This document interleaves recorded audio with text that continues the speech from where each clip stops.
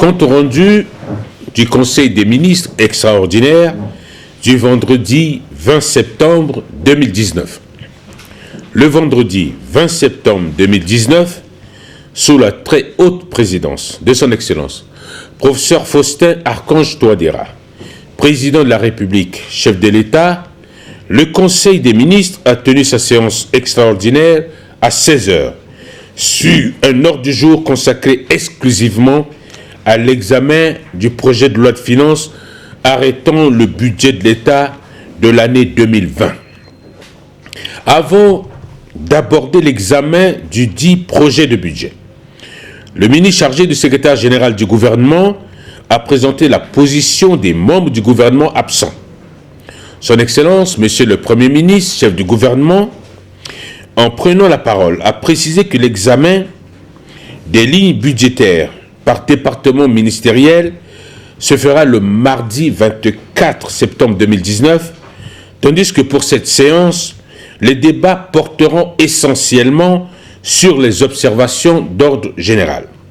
Ensuite, le président de la République, chef de l'État, a donné la parole au ministre des Finances et du Budget qui a présenté l'économie de ce projet de loi de finances 2020.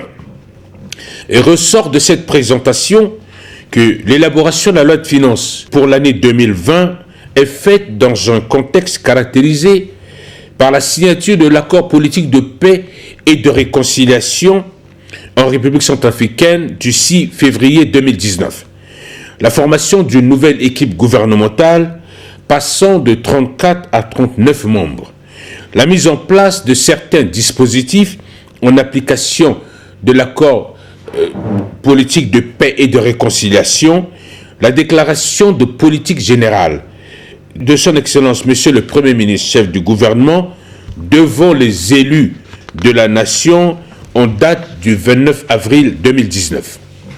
Par ailleurs, ce projet de loi de finances 2020 tient compte du contexte mondial et sous-régional caractérisé par l'escalade des tensions commerciales entre la République populaire de Chine et les États-Unis d'Amérique, la turbulence sur les marchés financiers en lien avec le Brexit, la baisse des cours des principales matières premières, ainsi que les tensions sécuritaires dans la sous-région de la CEMAC.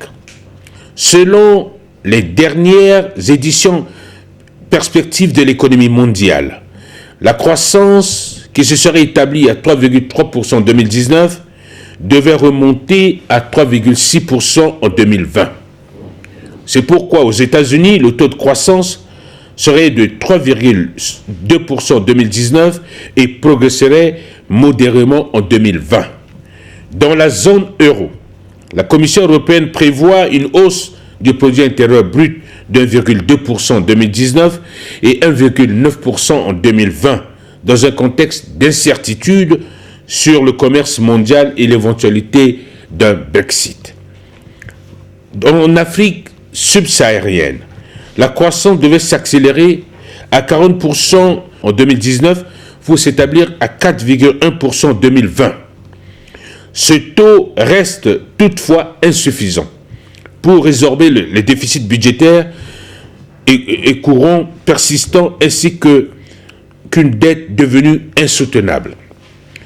Pour la signature de l'accord politique de paix et de réconciliation et le plan national de relèvement et de consolidation de la paix RCPCA 2017-2021, le gouvernement reste déterminé à poursuivre les réformes pour maintenir la stabilité macroéconomique, stimuler la croissance et l'emploi et réduire la pauvreté. Les travaux d'élaboration de ce projet de loi de finances pour l'année 2020 ont été guidés par l'approbation de la 6e revue du programme économique et financier associé à la facilité élargie de crédit du gouvernement par le Conseil d'administration du Fonds monétaire international, le regain stable d'intérêt des partenaires techniques et financiers pour appuyer les actions de reconstruction de notre pays après la signature de l'accord politique de paix et de réconciliation, le renforcement des capacités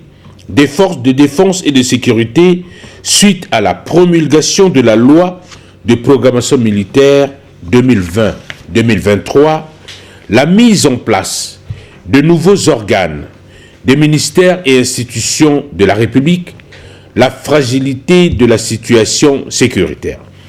Les grandes priorités du gouvernement dans ce budget sont les suivantes. Le renforcement de la paix et la sécurité, l'assainissement des finances publiques, la relance et le soutien de l'activité économique, la politique de la bonne gouvernance, les secteurs sociaux et les actions humanitaires.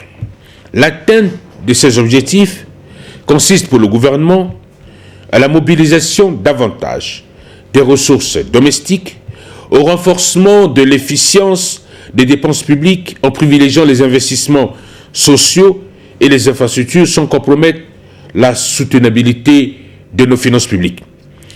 La promotion de la transparence et le renforcement de la gouvernance. L'amélioration de l'environnement des affaires pour permettre le développement du secteur et renforcer la compétitivité extérieure. De ce qui précède, les ressources du budget de l'État pour l'exercice 2020 sont évaluées à 229 milliards 334 759 000 francs CFA. Ces ressources sont réparties comme suit. Ressources propres. Au niveau de la douane, nous estimons à 62 milliards 958 182 000 francs CFA. Au niveau des impôts, 56 milliards 244 millions de francs CFA. Et au niveau du trésor, 23 milliards 295 millions 818 000 francs CFA. Ce qui donne, en termes de ressources propres, un montant total de 142 milliards 498 millions de francs CFA. Nous avons aussi en deuxième composante les ressources extérieures. En ce qui concerne les ressources extérieures, nous n'avons pas d'annonce d'appui budgétaire, mais en termes d'appui projet. Nous avons un montant total d'appui projet de 86 milliards 836 millions 759 000 francs CFA, répartis en dons projets, dont le montant est de 80 milliards 836 millions 759 000 francs CFA et les emprunts à hauteur de 6 milliards de francs CFA. S'agissant des charges, le montant des crédits ouverts au titre du budget de l'État pour l'exercice 2020 est fixé à 282 milliards 883 millions 678 000 francs CFA qui se décompose comme suit. Dépenses primaires, 158 milliards 142 millions 618 000 francs CFA. Remboursement de la dette, 14 milliards 922 millions 10 000 francs CFA. Dépenses d'équipement, 109 milliards 818 millions 50 000 francs CFA. La présente loi de finances pour l'exercice 2020 fait ressortir un besoin de financement d'un montant de 53 milliards 548 millions 919 000 francs CFA.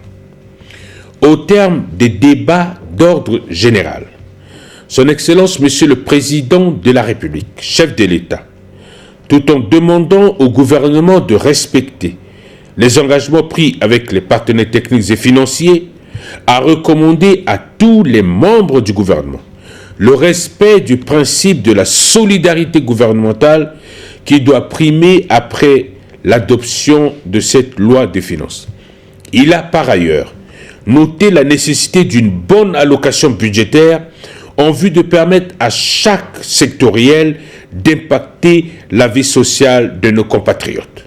Enfin, il a instruit les membres du gouvernement d'être des acteurs dans leur secteur respectif pour la mobilisation des ressources additionnelles afin de faire face aux charges de l'État.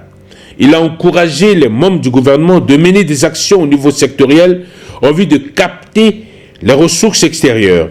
Il faut innover et créer des opportunités afin de mobiliser davantage de ressources pour faire face aux besoins pressants du pays, a-t-il souligné. Les membres du gouvernement doivent poursuivre les discussions en conseil de cabinet de la semaine prochaine, a-t-il conclu. L'ordre du jour étant épuisé, Son Excellence, Monsieur le Président de la République, chef de l'État, a levé la séance à 18h45. Fait à Bangui, le 21 septembre 2019, le ministre chargé du secrétariat général du gouvernement, Maxime Balalou,